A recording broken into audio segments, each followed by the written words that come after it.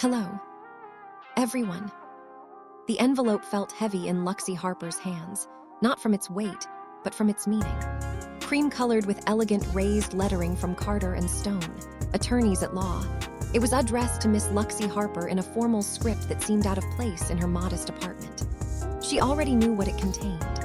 Her grandfather, William Harper, was gone, and the world was about to formalize what her family had always made clear. She was an afterthought.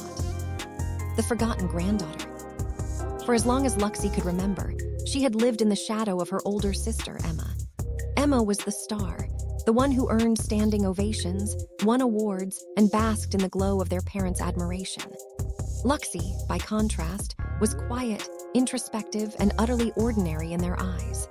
While Emma's achievements were celebrated loudly, Luxie's small acts of kindness and presence went unnoticed. Their mother's words that morning had been typical. William is being read next week. It's formal, of course, but Emma is the primary beneficiary. You don't need to dress up for disappointment. Luxie didn't argue.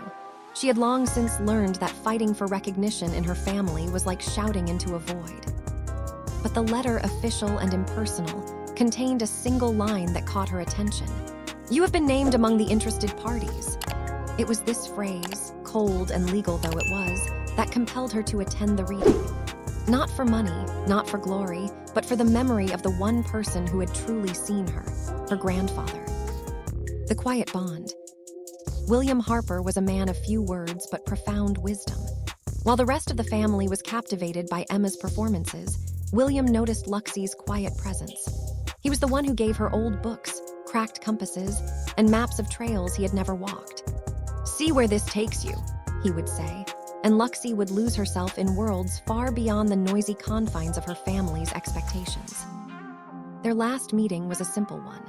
Luxie brought him a tin of tea she had found in a small shop downtown, bergamot and dried orange peel.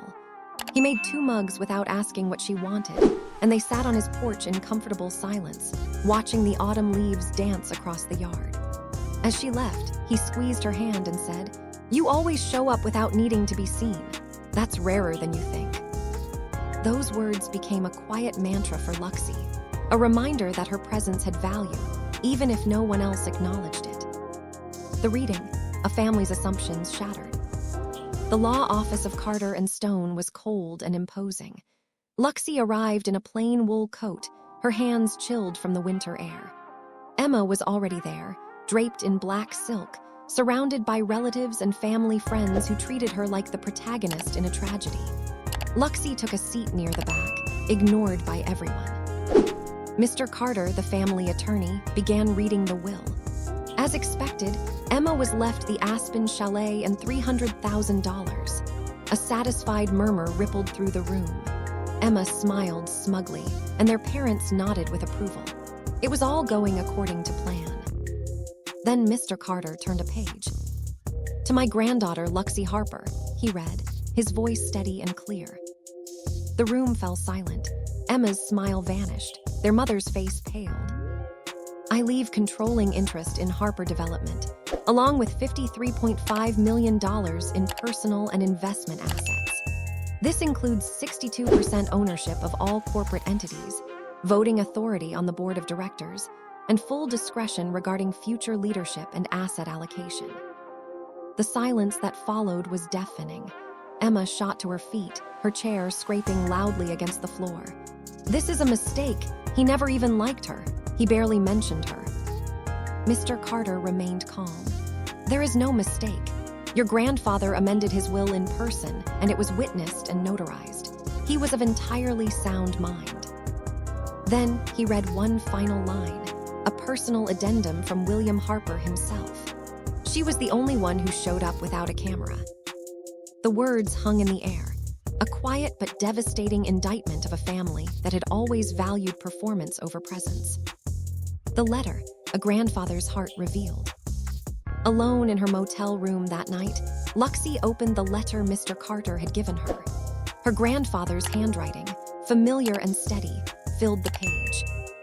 "Luxie," it began, "you never asked for anything, but you gave me something none of them could, time without agenda. I watched you grow up in the quiet corners of a house too loud to hear you. They measured love in applause. You measured it in presence. He went on to explain that he had changed his will the week after their last tea on the porch. Not out of spite, but out of love. "I love Emma, too, in my way," he wrote, "but she never stayed unless there was a lens pointed at her. She memorized every part of my legacy except the part that mattered, the time it took to build it." He concluded with words that would stay with Luxie forever. "I don't care what you do with the company. Keep it, sell it, change its name. What I'm leaving you isn't concrete. It's trust. Trust that someone who shows up quietly without needing to be seen is exactly the kind of person who should be holding the light when everyone else forgets where the switch is." Tears welled in Luxie's eyes as she folded the letter.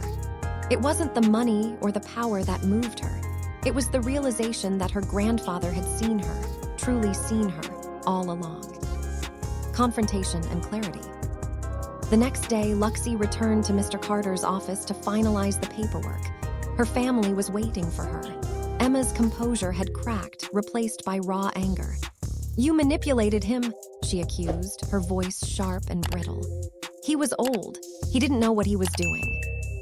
Luxie met her sister's gaze calmly. "I didn't need to prove anything. I just loved him." Their mother wept silently. Their father stared at the floor. The family's foundation, built on appearances and favoritism, had crumbled. Emma gathered her things, her pride wounded but her spirit unbroken. "This isn't over," she warned before storming out. But for Luxie, it was over. She had nothing left to prove to them. The cabin, a new beginning. Luxie drove to her grandfather's cabin, a place she hadn't visited in over a decade. The key turned smoothly in the lock, and she stepped into a world frozen in time. The pine table, the faded armchair, the leaning bookshelf, everything was exactly as she remembered. On the mantel, she found a photograph she had never seen before. Her 10-year-old self, curled against her grandfather's knee, both absorbed in a book. Beside it lay a leather-bound journal. She opened it to the first page, and her breath caught in her throat. "Luxie was never loud," her grandfather had written. "That's how I knew I could trust her." In that moment, surrounded by the quiet echoes of her grandfather's love, Luxie understood. The money, the company, the assets, they were not the inheritance. They were merely the tools. The true legacy was the lesson her grandfather had imparted. That love is not measured in noise, but in presence. That showing up quietly, without expectation, is the most powerful force of all. It is the steady hand that holds the light when everyone else has forgotten where the switch is. As the fire crackled in the hearth, Luxie felt the weight of it all not as a burden, but as a beginning. She was no longer the forgotten granddaughter. She was the quiet heir, finally home. Thanks for watching PastQuest. If you enjoyed the journey into history, don't forget to like, share, and subscribe for more amazing stories from the past. See you in the next quest.